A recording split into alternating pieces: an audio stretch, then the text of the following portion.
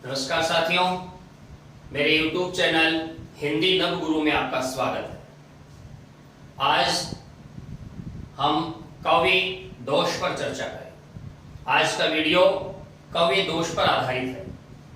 तो कवि गुण के वीडियो के पश्चात आज हम कवि दोष पर चर्चा करते हैं। आचार्य वामन का कहना है, गुण विपर्ययात् मानो दोषः। गुण विपर्ययात् आत्मानो दोषः।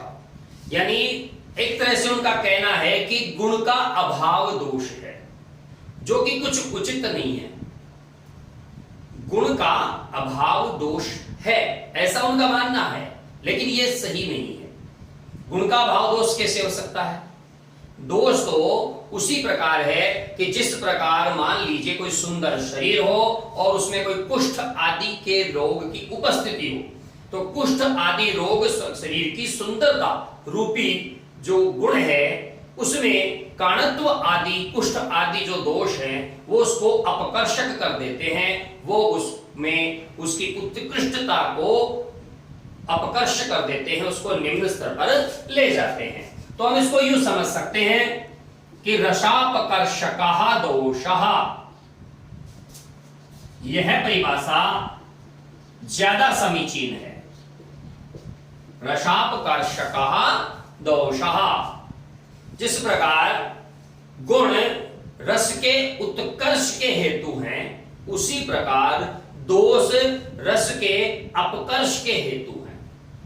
गुण रस में काव्य में शोभा उत्पन्न करते हैं, दोष रस में काव्य में शोभा को हीन करते हैं, शोभा में क्षीणता लाते हैं, न्यूनता लाते हैं।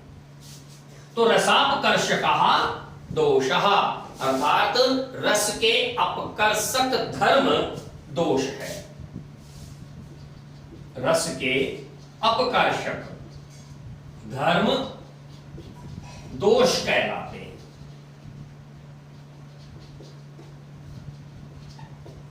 ये बहुत सार्वभौमिक एक तरह से सबके द्वारा मान्यत परिभाषा है। अब हम बात करते हैं आचार्य मम्मट ने क्या कहा है।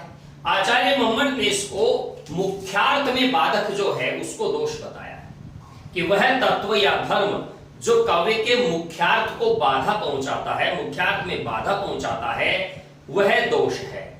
चूंकि मुख्यार्थ और रस दोनों एक दूसरे के परिपूरक हैं, तो अगर हम मुख्यार्थ की बात करेंगे तो अर्थ शब्द में होता है, तो शब्द भी उसमें शामिल हो जाएगा। तो रस के अपकर्षक शब्द और अर्थ के जो गुण हैं, जो धर्म हैं, वो दोष हो गए। तो ये क्या कहते हैं? मुख्यार्थ हतिर दोष हो। हति यानी रोकने वाला, नष्ट करने वाला। तो मुख्यार्थ का अपकर्ष दोष है, मुख्यार्थ को नष्ट करने वाला दोष है। रसश्च, और रस जो कि मुख्य है, मुख्य तदाश्रयाद्वाच्य, मुख्य अर्थ और शब्द जो उस पर आश्रित है, क्योंकि रस अपने आप प्रकट नहीं होता। रस के लिए हमें शब्द और पद की एक विशिष्ट पदावली का हमें चयन करना होता है, हमें एक पंक्ति का चयन करना होता है, उस पंक्ति में भाव धरने होते हैं, और वो शब्द और अर्थ दोनों पे आश्रित होता है। उभयोपयोगिनः स्युः, ये दोनों के लिए उपयोगी है, शब्द के लिए भी और अर्थ के लिए भी। शब्दाध्यास्तेन तैस्वोपि सः, तो वह उन दोनों के लिए है। तो इसका मतलब है कि मुख्य अर्थ का अपकर्ष दोष हुआ, रस मुख्य और उसके आश्रय से अर्थ तथा शब्द दोनों के लिए उपयोगी होने से शब्द आदि में भी दोष आ जाता है। तो अब इस हिसाब से आचार्य मम्मट की अगर हम बात करें तो इनके हिसाब से रस 3 होने चाहिए, दोष 3 होने चाहिए। एक तो वो जो मुख्यार्थ को बाधित करता है और उसमें मुख्य रस है, तो इसका मतलब हो गया रसगत। दूसरा, चूंकि वो अर्थ को बाधित करता है तो ये हो जाएगा अर्थगत। चूंकि अर्थ शब्द पर आश्रित होता है तो एक हो जाएगा शब्दगत। तो दोष को हम 3 भागों में बांट सकते हैं। शब्दगत, शब्द से अर्थ प्रकट होगा, अर्थगत, शब्द और अर्थ दोनों मिलकर भाव प्रकट करेंगे, रसगत। तो इसको हम 3 भागों में बांटते हैं, शब्दगत, अर्थगत और रसगत। तो दोष 3 प्रकार के। तो हम चर्चा करेंगे कुछ ऐसे दोषों की जिनका प्रयोग ज्यादातर परीक्षाओं में किया जाता है, हमसे प्रतियोगी परीक्षाओं में प्रश्न पूछने के लिए। तो ऐसे कुछ दोषों पर हम चर्चा करते हैं आज। तो सबसे पहले आज हम चर्चा करेंगे श्रुति कटुत्व दोष की। श्रुति कटुत्व दोष।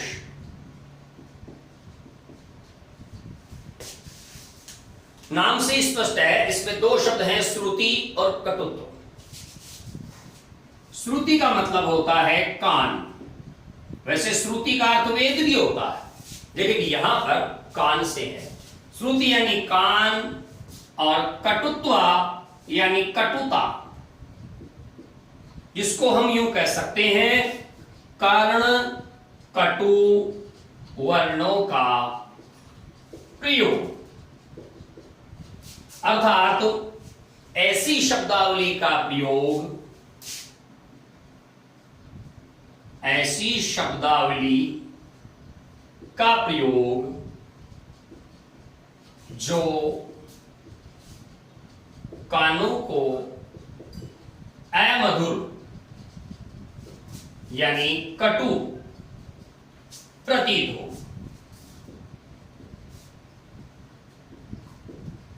वहां श्रुति कटुत्व दोष होता है।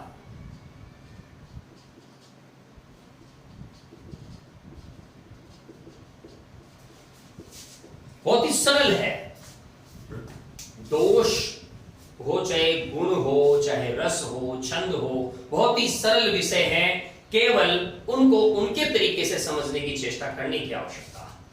साफ साफ लिखा है कि श्रुति कटुत्व, सुनने में जो कड़े लगते हैं ऐसे वर्णों का प्रयोग। तो काव्य गुण में जब हम चर्चा कर रहे थे तब हमने ओज गुण पर चर्चा करी। ओज गुण में जो गौड़ी रीति है उस पर हमने चर्चा करी। गौड़ी रीति में किन किन वर्णों का प्रयोग किया गया उस पर चर्चा की। तो किन किन वर्णों का प्रयोग किया गया? मूर्धन्य वर्णों की अधिकता, महाप्राण वर्णों की अधिकता। जो मूर्धन्य वर्णों की अधिकता है वही कर्ण कटु है। तो जो शब्दावली अगर एक रीति का पालन करती है उससे गुण प्रकट होता है तो वही शब्दावली। अगर गुण प्रकट नहीं हो तो वो हमें दोष की ओर ले जाती है। तो ऐसी शब्दावली का प्रयोग जो कानों को अमधुर यानी कटु प्रतीत हो, वहां पर श्रुति कटुत्व दोष होता है। एक छोटी सी आपको बात बताऊं मैं, इसमें ज्यादातर मूर्धन्य वर्णों का प्रयोग होता है। पहली बात तो यह है इसकी पहचान, ये आप अवश्य नोट करके रखिएगा, पहचानने में आसानी रहती है। दूसरी बात, र श ष्क क्री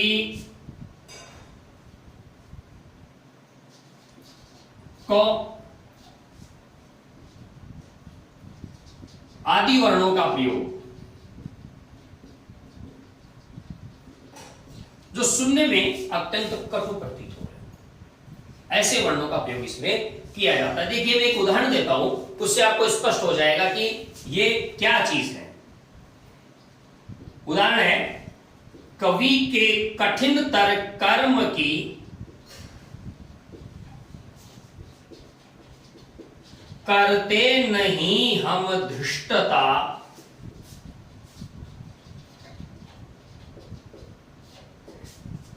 कवि के कठिन तर कर्म की करते नहीं हम धृष्टता, पर क्यों न विषयोत्कृष्टता, पर क्यों न विषयोत्कृष्टता करती विचारोत्कृष्टता।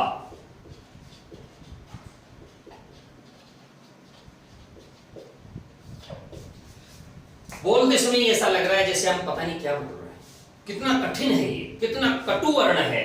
कवि के कठिन तर कर्म की करते नहीं हम धृष्टता पर क्यों न विषयोत कृष्टता करती विचारोत कृष्टता।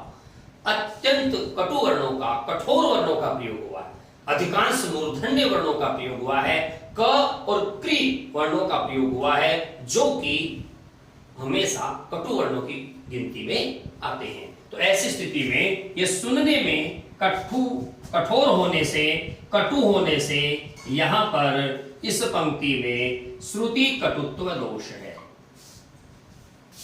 तो आसानी से हम समझ सकते हैं, जब हम ओज गुण की बात करते हैं, ओज गुण में रौद्र और वीर रस, युद्ध वीर रस का जब वर्णन किया जाता है, तब अमूमन उसमें श्रुति कटुत्व दोष आ जाता है। क्योंकि युद्ध वीरता में, रौद्र में और भयंकर में, भयंकर रस में, इनमें ज्यादातर कर्ण कटु वर्णों का प्रयोग किया जाता है। तो ये पहला दोष था श्रुति कटुत्व दोष।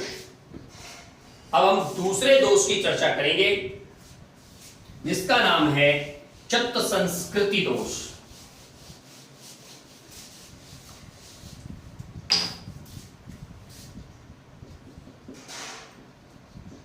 चत्त संस्कृति दोष।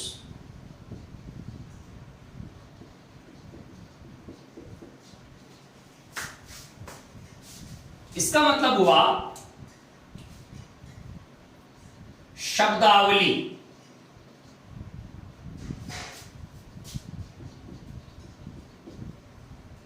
व्याकरण के संस्कार से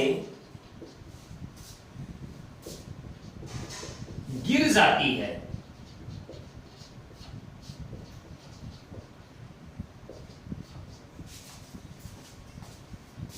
तो वहां चत्त संस्कृति दोष होता है।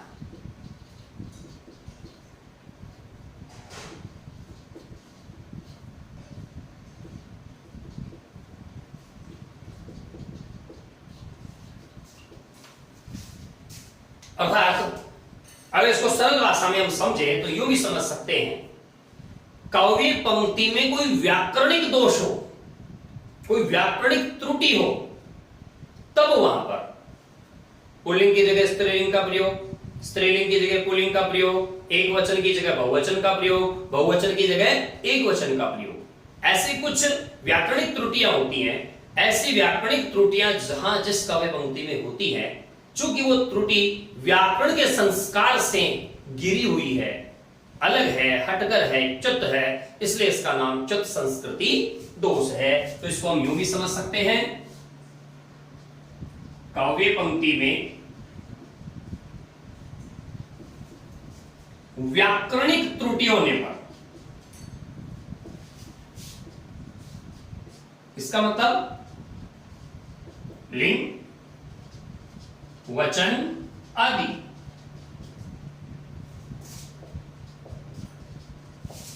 च्युत संस्कृति दोष होता है।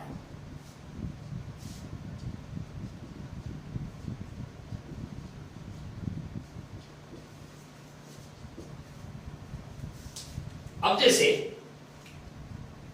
एक काव्य पंक्ति में लिखता हूं यहां पर, क्षण भर रहा उजाला में, ये एक छोटी सी काव्य पंक्ति है, क्षण भर रहा उजाला में।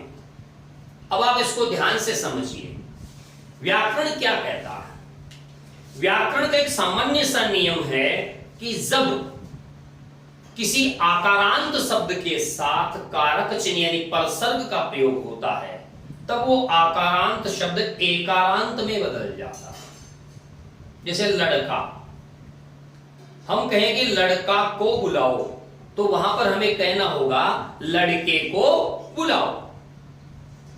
आकारांत के साथ परसर्ग का प्रयोग होते ही आकारांत शब्द एकारांत में बदल जाएगा। तो यहां है क्षण भर रहा उजाला में, उजाला आकारांत शब्द है, आकारांत होने के कारण यहां पर में परसर्ग का प्रयोग हुआ, तो में परसर्ग का प्रयोग होते ही इसको एकारांत हो जाना चाहिए था, लेकिन कवि ऐसा नहीं कर पाए। जब कवि महोदय ऐसा नहीं कर पाए तो इसका मतलब है यहां पर च्युत संस्कृति दोष है उजाले में। ये हो गया च्युत संस्कृति दोष। बहुत आसान है।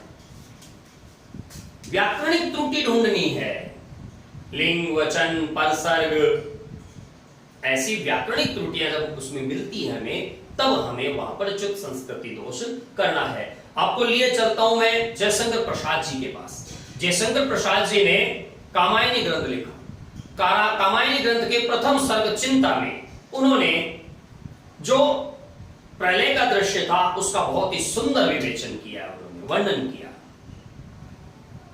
तो हिमगिरी के उतुंग शिखर पर वेदशिला की शीतल चाय का पुरुष भीगे नयनों से देख रहा था प्रलय प्रवाह। नीचे जल था, ऊपर हिम था, एक तरल था, एक सघन, एक तत्व की ही प्रधानता, कहो उसे जड़िया चेतन। तब एक पंक्ति उसमें आती है जिसको मैं लिखता हूं, नीरवतासी शिला चरण से टकराता फिरता पवमान। नीरवतासी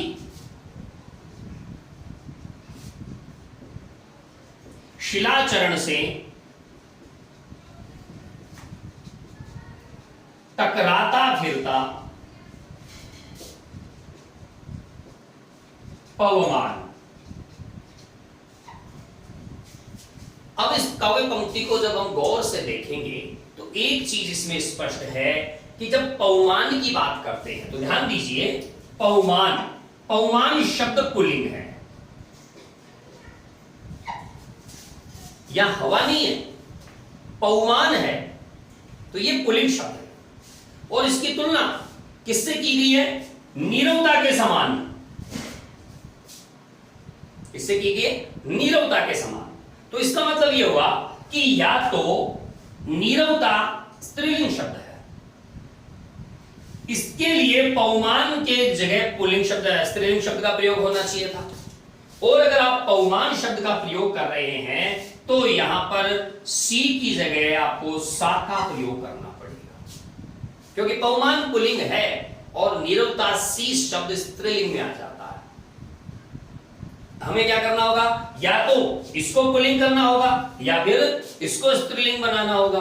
तो इसमें च्युत संस्कृति दोष है, लिंग संबंधी अशुद्धि इसमें है। जब उपमेय और उपमान दोनों सादृश्य होते हैं, दोनों में सादृश्यता होती है, अगर स्त्रीलिंग है तो दूसरा भी स्त्रीलिंग ही हो, तो ये हमें देखना होता है। तो सादृश्य के सूचक जो शब्द है वो वैसा ही होना चाहिए। मुख चांद सा, मुख पुल्लिंग है तो चांद चाहे स्त्रीलिंग हो, लेकिन जो सा वाचक शब्द हम प्रयोग कर रहे हैं वो सा यानी पुल्लिंग होना चाहिए, ये हमें ध्यान रखना होता है। तो यहां पर ये सी का प्रयोग च्युत संस्कृति दोष उत्पन्न कर रहा है। उसी चिंता सर्ग में एक काव्य पंक्ति और है, आप आ जाएगा, जब मनु समस्त सृष्टि के पहले का अपराध देवताओं के सिर मंडते हैं, तब वो एक बात कहते हैं। क्या कहते हैं? कि अरे अमरता के चमकीले पुतलों तेरे वे जैनाद। अरे अमरता के चमकीले पुतलों,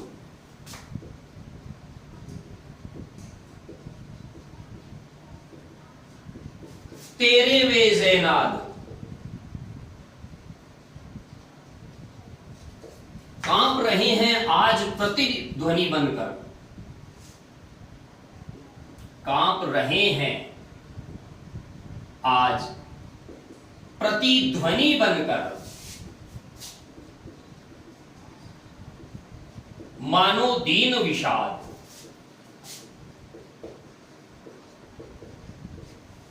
अब इस पंक्ति पर आप गौर कीजिएगा, अरे अमरता के चमकीले पुतलों, पुतलों का मतलब यह हो गया बहुवचन, क्योंकि संपूर्ण देव सृष्टि को संबोधित किया गया, ये बहुवचन हो गया।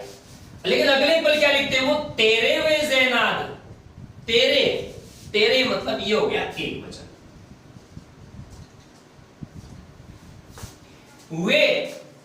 वे हो गया बहुवचन, तो ऐसा संभव नहीं हो सकता। ये संभव नहीं हो सकता।